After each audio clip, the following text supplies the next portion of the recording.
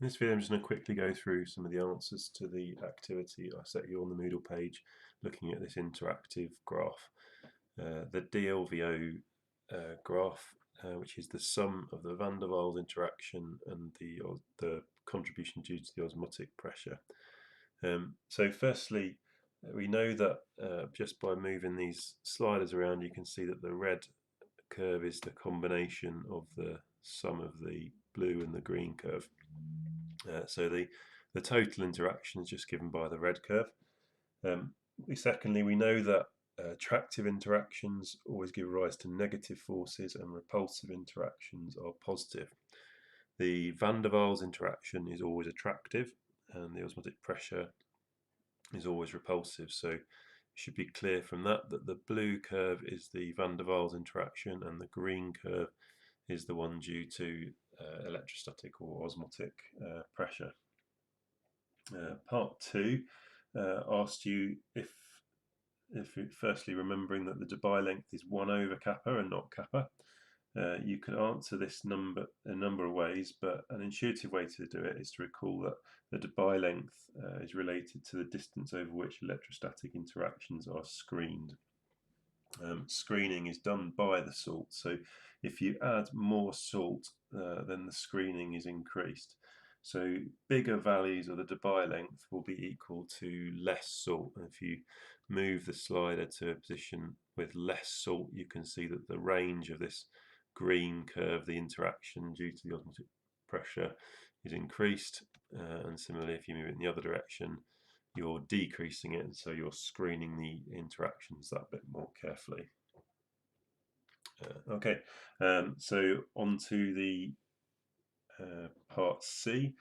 Part C has 4 different bits, and it says try to find a combination of parameters which are attractive at all steps. So there's no single right answer here, but just a whole combination of values that will give you the right shape of curve. But what are we hoping to see? We're hoping to see that the red curve is going to be attractive at all interactions, so the red curve should always be less than 0 regardless of the separation, and we can do that in a number of different ways, but effectively you want a curve that looks something like that. Part 2 says find a set of parameters where the interaction is strongly repulsive. So again, strongly repulsive is in the upper half of this graph with the positive values.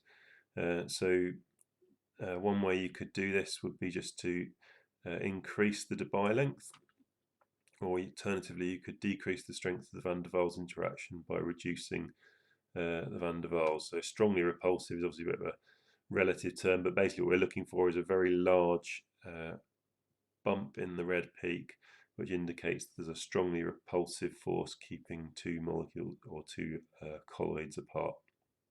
If you imagine starting with the colloids a long way apart here at 100 nanometers, as the 2 colloids try to come together, they're going to experience an increasingly repulsive force, which is going to push them apart.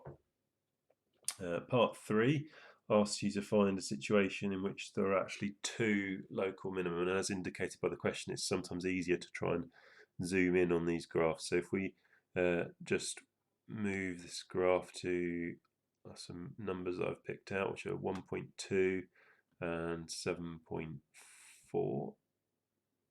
Again, you could have picked other values as long as the qualitative features of your curve look exactly the same. If we click on this little magnifying glass, and then we can actually zoom in to see what the shape of the curve looks like, you'll see that there are actually 2 different regions in which the red curve is negative, indicating attractive potential. So when the particles are very, very close together, there's a very, very deep, strong, attractive interaction.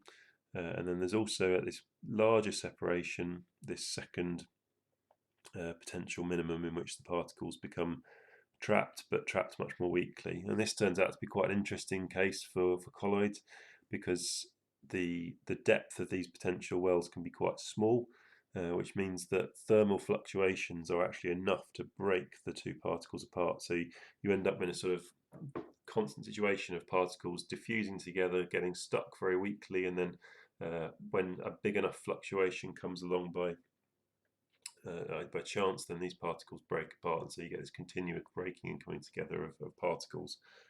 So what do we expect to happen? Why does temperature cause things to stick together that more readily? Well, when you increase the temperature, the size of the thermal fluctuations gets bigger. If we were to have a situation in which our curve has a small repulsive bump like this, then what that means is that every now and then a thermal fluctuation will be large enough to mean that a particle that was stuck in this secondary minimum here would actually be able to get over the repulsive part of the pressure and into this primary minimum here. Once it gets there, because this primary minimum is incredibly deep, the particles will never be able to escape again, and so they'll be stuck together indefinitely.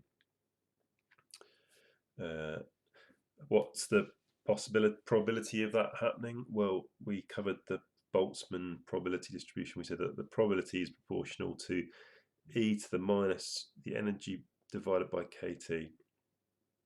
So the probability that something manages to get over this energy barrier is just going to be given by the size of the energy barrier divided by kT. So if you increase the temperature, U divided by kT will decrease, which means that the probability of two things being able to get over the bump and therefore stick together will increase.